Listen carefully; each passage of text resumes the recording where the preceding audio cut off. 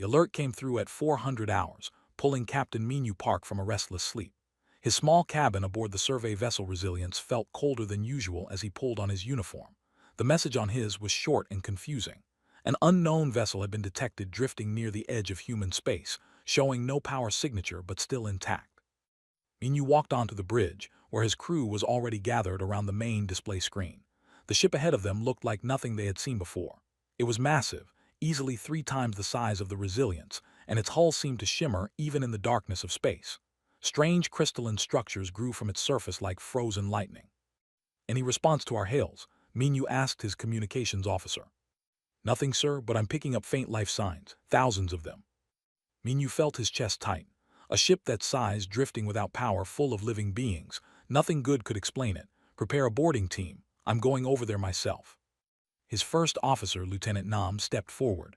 Sir, protocol says we should report this to command first. We don't know what we're dealing with.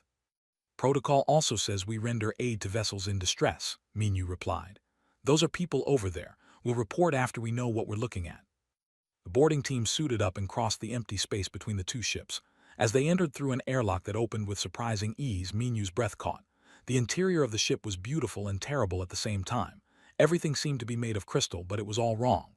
Cracks ran through the walls. Pieces had fallen and shattered on the floor. The lights, what few still worked, flickered weakly. And then they found the first one. She was sitting against a wall, her body made entirely of translucent crystal that caught the dim light and scattered it in rainbow patterns. But her form was breaking apart. Large cracks ran through her torso and limbs.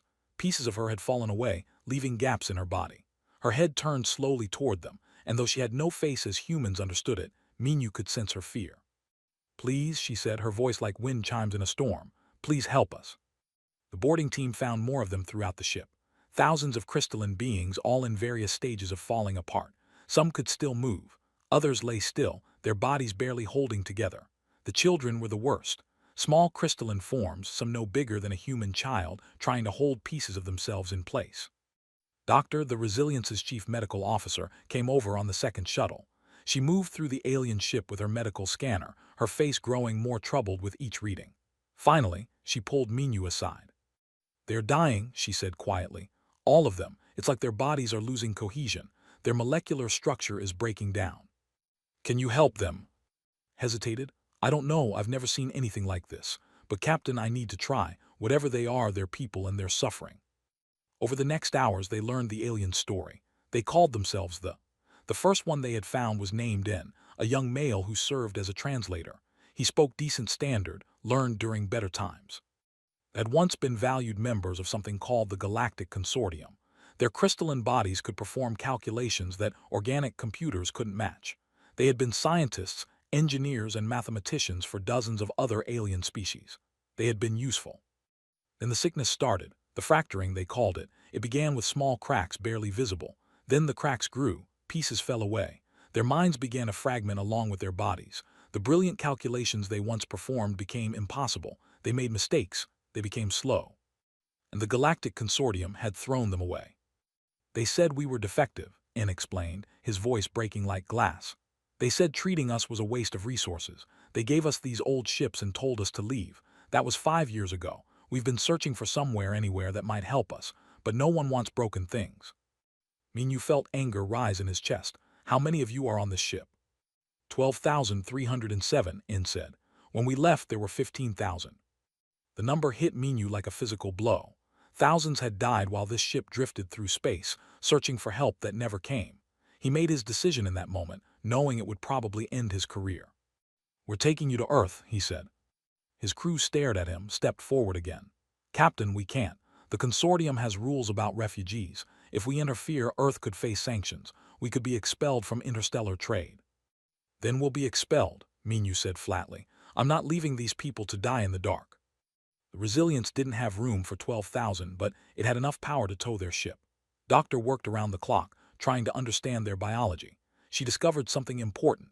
The fracturing wasn't a disease in the traditional sense. It was a deficiency. They needed certain minerals to maintain their crystalline structure, minerals they couldn't find in the outer reaches of space where they'd been forced to wander. It's like scurvy in old Earth sailors, explained to Minu. Their bodies need something they're not getting. If we can provide it, we might be able to stop the progression, maybe even reverse it. As they made their way toward Earth, Minyu spent time with N. The young showed him pictures stored in their ship's database. Images of a planet of crystal forests and singing caves. Images of working alongside dozens of other alien species. Images of a thriving civilization. We helped them build their quantum computers, N said. We designed their faster-than-light engines. We solved problems no one else could solve, and when we needed help, they looked away. Not everyone will look away, Minyu promised. But as Earth grew larger in there, Minyu wondered if he could keep that promise. Would his people welcome refugees that the rest of the galaxy had rejected? Would they risk their position in interstellar society for strangers who could offer nothing in return? He looked at the cracks spreading through his crystalline body, at the hope still somehow present in his alien form. Minyu had made his choice. Now humanity would have to make theirs. The Resilience crossed into Earth's solar system, towing a ship full of the rejected and the dying. And somewhere ahead, on a small blue planet, people would have to decide what kind of species they wanted to be. The emergency session of the United Earth Council began at dawn. Ambassador Lee stood before the assembled representatives, knowing that the next few hours would determine the fate of 12,000 alien refugees and possibly Earth's place in the galaxy. The council chamber was packed.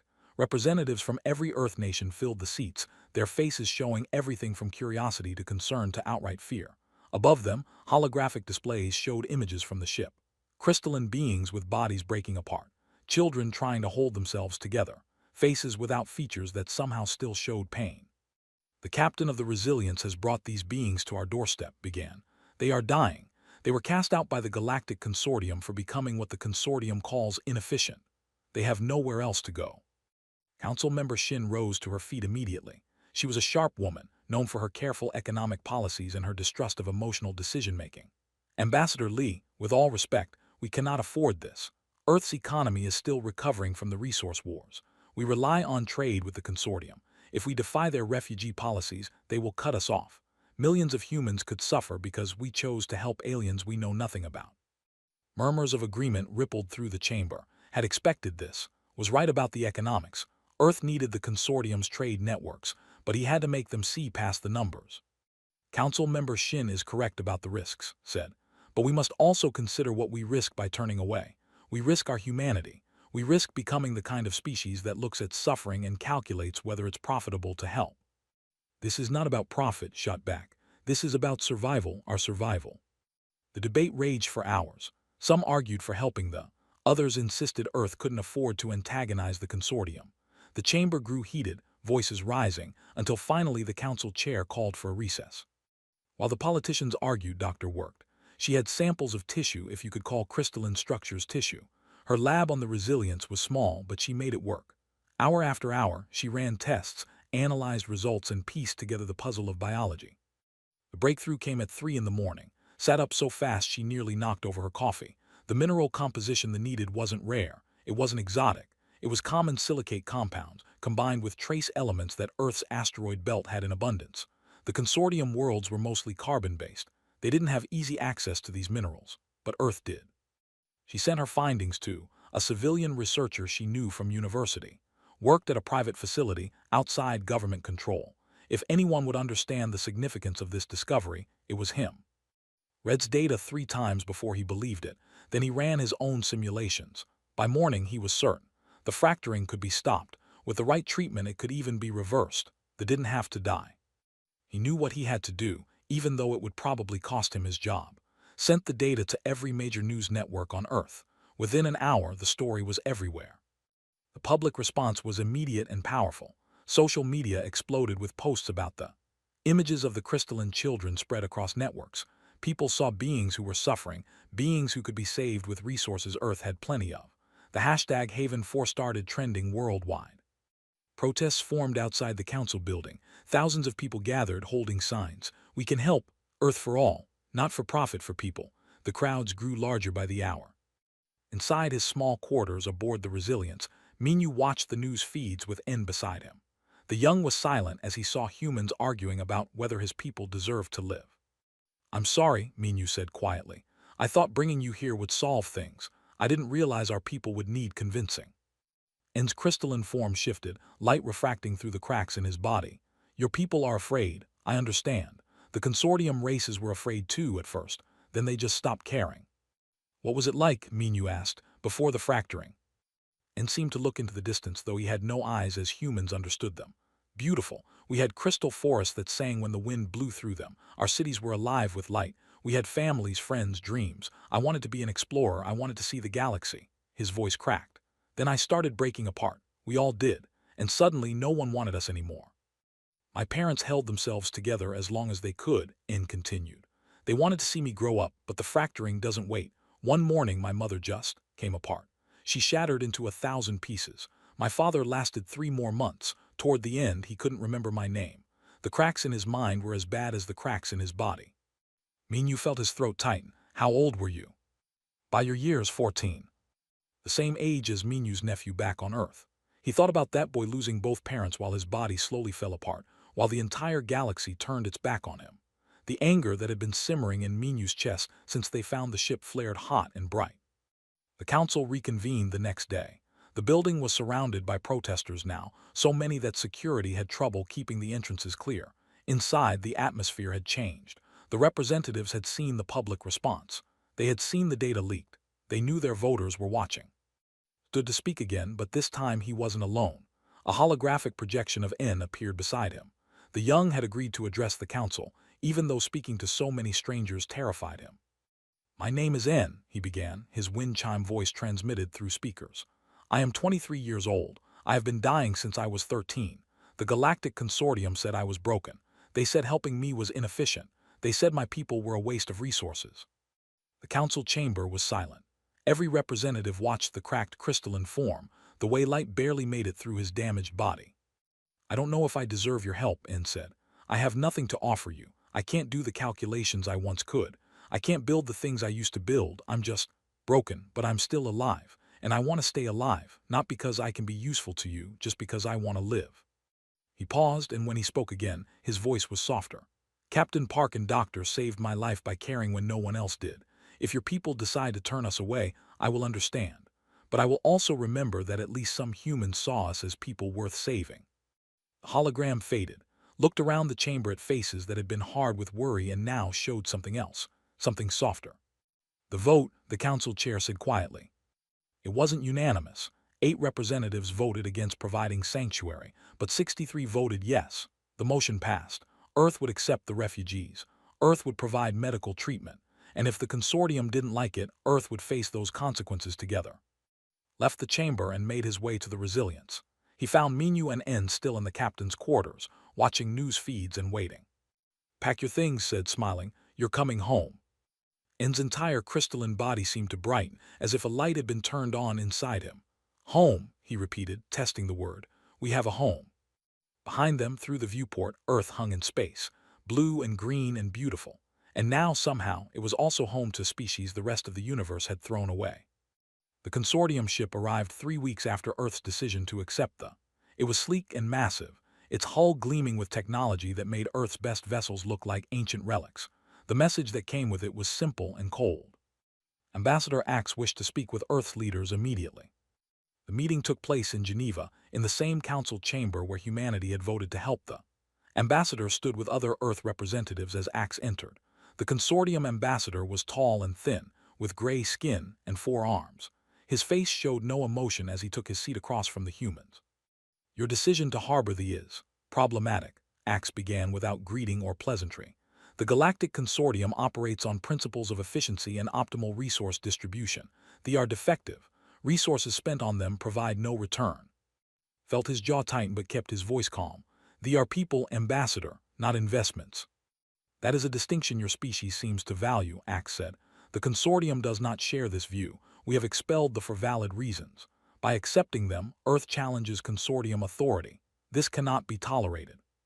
Are you threatening us? Shin asked sharply. I'm explaining consequences, Axe replied. Earth's economy depends on consortium trade networks. Your medical technology comes from consortium worlds. Your faster-than-light drives use consortium patents. If you continue to harbor defective refugees, Earth will be labeled as unreliable. Trade agreements will be reconsidered. The threat hung in the air. Everyone in the room understood what it meant. Earth could survive without the consortium, but it would be hard, very hard. People might go without medicine. Ships might be grounded. The economy might collapse. Looked at his fellow representatives. He saw fear in many eyes, but he also saw something else: determination. "We understand the risks," Ambassador said, "and we accept them. Earth will not abandon them." Axe stood slowly, his forearms moving in what might have been a gesture of dismissal. "Then Earth will face the consequences. The consortium will remember this choice." He left without another word. The humans sat in silence for a long moment after he was gone. "We just made ourselves enemies of the most powerful organization in the galaxy," said quietly. "I hope those aliens are worth it." At the same time, Commander Nam stood on the bridge of Earth's defense station, watching consortium warships take position at the edge of the solar system. There were 6 of them, each one capable of destroying Earth's entire defense fleet. They didn't move closer, but they didn't leave either. They just waited, a clear threat on humanity's doorstep. "Sir, should we go to battle stations?" her second officer asked. Shook her head. "No, if we mobilize, they might see it as aggression. We hold position. We show them we're not afraid, but we're not stupid either." The standoff lasted for 3 days. Earth ships faced the consortium fleet across empty space. Neither side moved. Neither side blinked. On Earth below, people watched news feeds and waited to see if humanity's gamble would lead to war. Then, just as suddenly as they had arrived, the consortium ships turned and left. They jumped to faster-than-light speeds and disappeared, leaving only a final message. "Earth is hereby marked as unreliable in consortium records. Future interactions will be limited." It wasn't war, but it wasn't peace either. Earth had been officially labeled as difficult, as a species that let emotions override logic. In the cold calculations of the consortium, humanity had failed a test. But on Titan, Saturn's largest moon, nobody cared about the consortium's opinion. The settlement was taking shape. Engineers worked alongside technicians to build specialized habitats. The structures were part human design, part architecture. Crystal formations grew from steel frameworks, creating buildings that seemed to breathe with light. The habitats had the right mineral composition in their very walls, constantly feeding the what they needed to heal. Doctors' medical centers were busy day and night, came through in waves, receiving treatment that was simple but effective. Mineral supplements, environmental adjustments, exposure to the right frequencies of light. Slowly, incredibly, the fracturing stopped. Cracks sealed. Missing pieces regenerated. Bodies that had been falling apart for years began to heal. The first complete recovery was a young girl. She had been one of the worst cases, her small crystalline body more cracked than crystal. But after 6 weeks of treatment, she reformed completely. When she walked out of the medical center, whole and healthy, her parents wept. The tears that fell from their crystalline faces looked like diamonds. And went through treatment too. He sat in a specialized chamber for hours each day, surrounded by carefully calibrated light and mineral-rich atmosphere. Minyu visited when he could, which wasn't often. The captain had been promoted to admiral, given command of Earth's expanded defense fleet. He had responsibilities now that kept him busy. But he made time for his friend. "How do you feel?" Minyu asked during one visit. And raised a crystalline arm and watched light refract through it. The cracks were smaller now, the gaps filling in. "Like I'm remembering what it feels like to be whole. Admiral, I can think clearly again. The fog in my mind is lifting. I didn't realize how much the fracturing had taken from me until I started getting it back." "I'm glad," Minyu said simply. "Your people did this," En said. "The consortium had better doctors, better equipment, better everything. But they looked at us and saw broken tools. Your people looked at us and saw people worth fixing." The integration wasn't perfect. There were protests in some Earth cities. People who thought the resources should go to humans first. People who feared the aliens. There were incidents of vandalism at the Titan settlement. Angry messages sent to who tried to communicate with Earth. But there were also families who sent care packages to Titan. Children who wrote letters to children. Artists who created beautiful works celebrating the new alliance. Musicians who tried to recreate the songs of the crystal forests. And started attending Earth's Interstellar Academy on Luna. He was one of the first to join human education. Walking through the halls was strange at first. Human students stared at his crystalline body. Some kept their distance, but others were curious, friendly. A human girl named Song sat next to him in quantum mathematics and asked if he could explain calculation methods. "We don't use numbers the way you do," En explained. "We feel the mathematics, it resonates through our bodies." "That sounds beautiful," said. "It is," En agreed. "Or it was before the fracturing made it impossible. Now it's coming back." He demonstrated, his body beginning to hum with a frequency too low for humans to hear, but could see the effect. The equations on his solved themselves as his crystalline form resonated with the quantum problems. "That's incredible," breathed. "Could you teach me?" "I can try," En said, and felt something he hadn't felt in years: hope. engineer made breakthroughs working with technicians. They discovered that human neural interfaces could be enhanced with crystalline computing. The hybrid technology was faster, more efficient, and more intuitive than anything either species had created alone. The first successful integration of human thought and crystal processing happened in his lab, and he laughed with joy as he controlled complex systems with just his mind. The crystal implant translating his thoughts into action faster than any computer could. This is what cooperation looks like, he told his team. Not one species using another, both species creating something neither could make alone. 3 years after this arrival, Titan had become a thriving community. Crystal gardens grew in specially designed domes, singing in harmonics that tourists came from Earth to hear. Children played in human schools. Human engineers learned from mathematics. The two species were becoming something new together. And Earth's economy, predicted to collapse without consortium trade, adapted. Humanity learned to build their own technology, inspired by both human innovation and knowledge. New industries formed. New trade partnerships developed with smaller alien species who had also felt the consortium's cold efficiency. Ambassador Axe had been wrong. They weren't a burden. They were partners. And Earth, labeled unreliable by the consortium, was proving that sometimes being unreliable to the cruel meant being true to what mattered. On Titan, N stood in a crystal garden, his body fully healed, his mind clear and sharp. Around him, his people sang in frequencies that made the crystal formations resonate in response. And somewhere on Earth, Minyu looked up at Saturn in the night sky and smiled, knowing he had made the right choice. Researcher Sora Jin had been studying biology for 3 years, and she thought she understood it. The crystalline structures, the way they processed information, the mineral requirements, it all made sense. Then she discovered something that changed everything. It started with a simple observation. Two standing near each other in her lab seemed to respond to questions faster than one alone. At first, Sora thought it was just coincidence, but she tested it again and again. The results were consistent. When we're close together and healthy, they thought faster, much faster. She brought in for tests. He was happy to help. Over the years, he had become something of a bridge between humanity and his people. He worked at the academy, taught mathematics, and volunteered for research that might help both species understand each other better. I need you to solve these equations, Sora said, placing it in front of him. First alone, then with 3 others in the room. And nodded and began working. His crystalline body hummed softly as he processed the complex quantum mathematics. Sora timed him, 16 minutes. Then she brought in 3 others. They stood around N, not touching but close enough that their bodies seemed to resonate together. A frequency too low for humans to hear, but visible in the way the air seemed to shimmer between them. Same equations, Sora said. And began again. This time his body's resonance synchronized with the others. The 4 hummed in harmony, and their crystalline forms seemed to glow brighter. N finished the equations in 4 minutes. Sora stared at her timer. That's impossible. You're 4 times faster together than alone. It's not just faster, N said, his wind chime voice excited.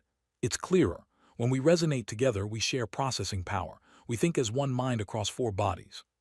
How far does this work? Sora asked. How far apart can you be and still connect? And tilted his head, thinking. I don't know, we never tested it. Before the fracturing, it was just something we did naturally. We never thought about the limits. Over the next 3 months, Sora ran extensive tests. She placed in different rooms of her lab, then different buildings, then on opposite sides of Titan. The connection held. They could link their minds across any distance she tested, sharing thoughts and calculations instantly. Then she tried something bigger. She asked one to stay on Titan while another went to Earth. That was over 1 billion kilometers away. The signal delay for normal communication would be over an hour, but when the two concentrated, connecting through their crystalline resonance, they could share thoughts instantly. Sora sat in her lab staring at the data and realized what she had discovered. They could create quantum-entangled communication networks using their own bodies, instantaneous communication across any distance, no light speed delay, no signal degradation, just pure, instant connection. Do you understand what this means? She asked N. I think so, he said quietly. This is why the consortium kept us around even when they didn't like us. This is what they wanted. Sora nodded. They couldn't figure out how to replicate it. The connection only works with living consciousness. You can't build a machine to do this. It has to be you. And when we started fracturing, when our minds began to break down, we lost the ability to maintain the connection, N said. So they threw us away. They couldn't use us anymore, and they didn't want anyone else to have us. The discovery went public within a week. The response from the consortium was immediate. Ambassador Axe returned to Earth, but this time he didn't arrive with threats. He arrived with offers. The meeting took place in the same Geneva chamber as before, but the atmosphere was completely different. Axe sat across from Ambassador with a tablet full of trade agreements, technology exchanges, and financial incentives. The consortium wishes to apologize for past misunderstandings, Axe said, his four arms gesturing in what might have been contrition. We were unaware that Earth had successfully treated the condition. This changes our assessment significantly. You mean now that we have something you want, we're suddenly reliable again? Asked flatly. Earth has demonstrated remarkable medical capabilities, Axe continued, ignoring the comment. The consortium wishes to establish a partnership. We can offer advanced technology, full membership status, and substantial financial compensation in exchange for access to the communication network. Shin leaned forward. How substantial are we talking about? Axe named a figure that made everyone in the room sit up. It was enough money to transform Earth's economy overnight. Enough to end poverty, cure diseases, terraform Mars. It was everything Earth could want. There is, of course, a condition, Axe said. They must be willing to work for the consortium again. We would need them to establish communication nodes across our territory. They would be well compensated and well treated. Like they were well treated before, said coldly. The past is the past, Axe replied. We are discussing the future. Surely Earth sees the value in this arrangement. You save the, and in return you profit from their unique abilities. It is efficient. Get out, Admiral Minu said from his seat near the back of the room. Everyone turned to look at him. He stood slowly, walking toward the consortium ambassador. You heard me. Get out of this room. Get off our planet. Get out of our solar system. Admiral Park, I don't think you understand, Axe began. I understand perfectly, Minu said, his voice hard as steel. You threw the away because they were dying and you couldn't profit from them. Now they're healthy and suddenly you want them back. Not because you care about them, because they're useful again. Admiral, perhaps we should discuss this calmly, said. She was clearly thinking about the money, about what Earth could do with those resources. No, Minu said. We're not discussing this at all. They aren't ours to sell. They're not property. They're people who get to make their own choices. Nodded slowly. The Admiral is right. Ambassador Axe, any agreement regarding the communication network must be negotiated with themselves, not with Earth. They're citizens of the Sol system now. They have rights. But surely you have some influence, Axe started. We're not going to influence them to do anything, interrupted. If you want them to work with you, you need to ask them. And given how you treated them before, I wouldn't hold my breath for a yes. That evening, N called a gathering of his people. Thousands have assembled in the great crystal hall on Titan, their bodies fully healed now, their minds clear and sharp. N stood before them and explained the consortium's offer. They want us back, he said. They're offering Earth enormous wealth in exchange for our cooperation. Earth refused to make that decision for us, so now we must choose. Do we return to the consortium? Do we help them as we once did? The hall filled with a sound like wind chimes in a hurricane as they discussed among themselves. Some were angry, some were bitter, some thought they should refuse out of spite. An old named N stood. She had been one of the first to arrive on the colony ship, one of the worst cases of fracturing. Her body had been more gaps than crystal. Now she was whole again and her voice rang clear. The consortium saw us as tools, she said. When we broke, they threw us away. Earth saw us as people. When we were dying, they helped us. I know what I want to do. I want to help Earth. Not because I owe them, because I want to. And nodded. I feel the same, but we need to be careful. If we simply give Earth our communication ability, we become tools again. Just different tools for different masters. Then what do you propose? N asked. N thought about his years on Earth, about his friends at the academy, about Minu, and all the humans who had fought for his people. He thought about what Engineer had said. Not one species using another. Both species creating something neither could make alone. I propose a true partnership, N said. We freely share our quantum communication ability with humanity, not as a gift, not as payment, as something we build together, and together we decide how to share it with the galaxy. The resonated their agreement, the sound of thousands of crystalline beings humming in harmony. It was decided, not by Earth, not by the consortium, by themselves. When N brought the proposal to Ambassador, the human smiled. A true partnership, repeated. I like it, so what do we do first? First, N said, we make sure the consortium understands that they aren't for sale. Then we change everything. The announcement came from Earth and Titan simultaneously, broadcast across every communication channel in known space. The message was simple but revolutionary. The Sol Alliance was making quantum communication technology freely available to all species. No licenses, no fees, no consortium control, open source and accessible to anyone. The impact was immediate. Within weeks, small colonies on the edge of explored space began installing the new communication systems. Species that had been isolated for generations suddenly had instant contact with the rest of the galaxy. Independent traders who couldn't afford consortium communication fees now had access to free networks. The consortium's carefully controlled information network began to crack. For decades, they had maintained power partly through controlling who could talk to whom. Now that control was gone. Ambassador Axe returned to Earth one final time, but now he looked desperate rather than arrogant. "You're destroying the galactic economy," he said to the assembled human and leaders. "We're destroying your monopoly," N corrected. "There's a difference." "Species depend on the consortium's structure," Axe argued. "You'll cause chaos." "Maybe some chaos is needed," replied. "The consortium built its power on deciding who was worth helping and who wasn't, on treating people as resources to be optimized. Someone needed to break that system." "You'll have everyone demanding refuge now," Axe said. "Every broken, inefficient, defective species in the galaxy will come begging at your door. Earth cannot support them all." "Mean step forward. We'll figure it out, we always do." The consortium ambassador left and he didn't return, but Axe's warning proved accurate in a way. Within 6 months, 3 more alien species arrived at the edge of Sol system, requesting sanctuary. They came first. They were beings, about half human height, with 4 arms and smooth black carapaces.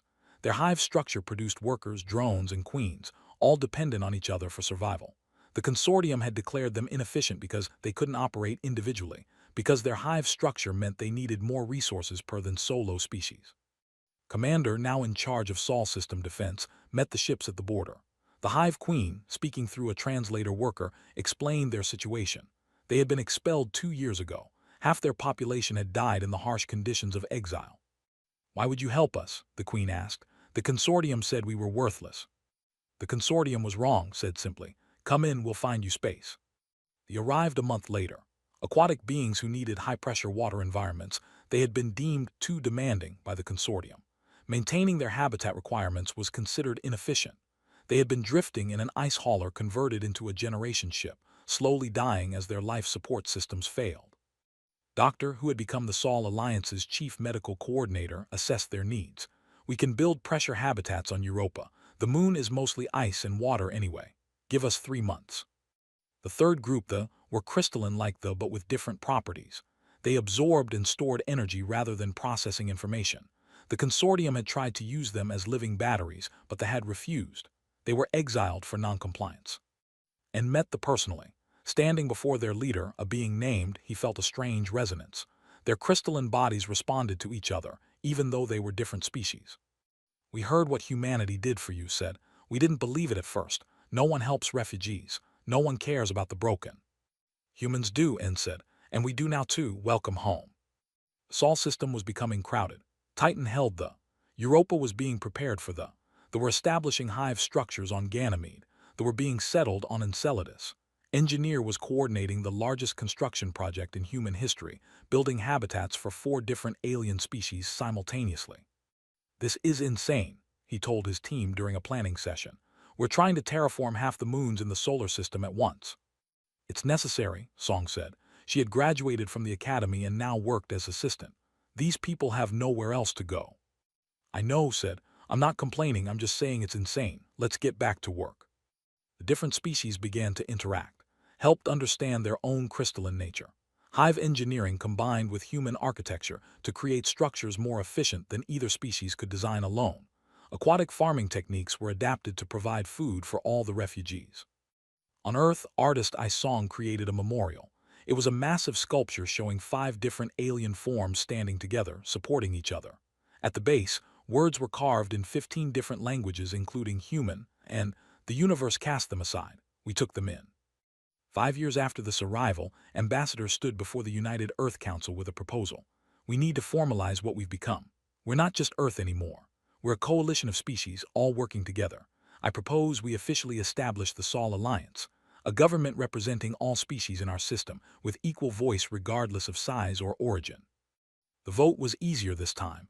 Everyone could see what the refugees had brought with them: quantum communication, bioengineering, medical knowledge, energy storage, and most importantly, the proof that cooperation worked better than competition. But not everyone in the galaxy was happy with the Sol Alliance's success. The consortium was fracturing as more species defected, inspired by the model they saw in Sol system. Some consortium members wanted to negotiate with the Alliance. Others wanted to crush it. The threat came from Consortium Military Commander X. He arrived with a fleet of 30 warships, the largest military force ever assembled near Earth. His message was broadcast on all frequencies. The Sol Alliance is harboring refugees in violation of consortium law. You are disrupting galactic stability. You will cease accepting refugees, shut down unauthorized communication networks, and submit to consortium authority. You have 12 hours to comply. Admiral Minu stood on the bridge of the Defiance, Earth's and most powerful warship. Around him, his fleet gathered. 30 human ships, 10 crystal vessels, 5 organic cruisers. They were outnumbered and facing an enemy with centuries more military experience. Then the sensors started picking up new signatures. Ships arriving from every direction. Small colony ships, independent traders, exploration vessels, even a few ships from consortium member species who had decided they'd had enough. Within an hour, over 200 ships had gathered around Sol system. Most were lightly armed or completely unarmed, but they were there and they were broadcasting a simple message. We stand with Sol. Commander X looked at the gathered fleet. It wasn't military might. Half these ships couldn't fight if they wanted to, but there were so many of them and more arriving every minute. Species from across the galaxy coming to defend the alliance that had shown them compassion was stronger than efficiency. This is irrational, X said to his second-in-command. They're going to get themselves killed defending aliens they barely know. Sir, we're receiving a transmission. It's not from the Alliance command. It's from one of them. N's face appeared on X's screen. Behind him stood N, though the Queen and an elder, representatives of all the refugees. Commander, N said, his voice calm and clear. I want to tell you a story. 5 years ago, I was dying. My body was breaking apart. My mind was fragmenting. The consortium called me defective and threw me away. Then a human captain found me. He could have left me. It would have been easier. It would have been efficient. But he saw someone worth saving. And gestured to the others behind him. Each of us has a similar story. We were rejected, abandoned, declared worthless. And each time humanity said no. They said we mattered. Not because we could offer them something. Because we were alive and we deserved to live. This is pointless sentiment, X said. It doesn't change the situation. You're right, N agreed. It doesn't change the situation. Because the situation was never about military power or economic efficiency. It was about what kind of galaxy we want to live in. One where people are valued by what they produce, or one where people are valued because they exist. The consortium represents order, X argued, civilization. The consortium represents cruelty disguised as efficiency, N said. You know what I learned from humanity. That civilization isn't measured by how you treat those who can help you. It's measured by how you treat those who can't. The communication ended. X sat in his command chair, looking at the screen showing hundreds of ships from dozens of species, all willing to fight for the Alliance's right to show compassion. He thought about his orders. He thought about what destroying these ships would accomplish. Sir, his second-in-command asked, your orders. Stand down, X said quietly. Pull the fleet back. But sir, the consortium. The consortium is wrong, X said. I won't start a war over this, not over people who just want to help each other. His fleet, but before they jumped to faster than light, 3 of his ships broke formation and headed toward the Sol Alliance fleet instead. 3 crews that had decided they wanted to be part of something different. 10 years after this arrival, Minu stood in the crystal gardens of Titan. He was older now, gray at his temples but still strong. N stood beside him, his crystalline body perfect and whole, gleaming in the reflected light of Saturn. You know, we get about 10 refugee applications a week now, Minu said. Word has spread. Species from all over are trying to reach Sol system. Can we handle them all? N asked. Probably not, Minu admitted, but we'll try, we always try. A ship was arriving, visible as a bright point against the stars. Another group of refugees, another species the universe had cast aside. What do you think they'll be like? N asked. Minu smiled. Does it matter? They're people who need help. That's all we need to know. They watched the ship grow closer, bringing more strangers who would soon be neighbors, more aliens who would soon be friends. The Sol Alliance was messy, chaotic, and growing faster than anyone could have predicted. It shouldn't have worked. By all logical calculations, it should have failed. But compassion wasn't logical, and that's exactly why it worked. The universe had cast them aside. Humanity had set a place at the table, and in doing so, humanity had changed everything.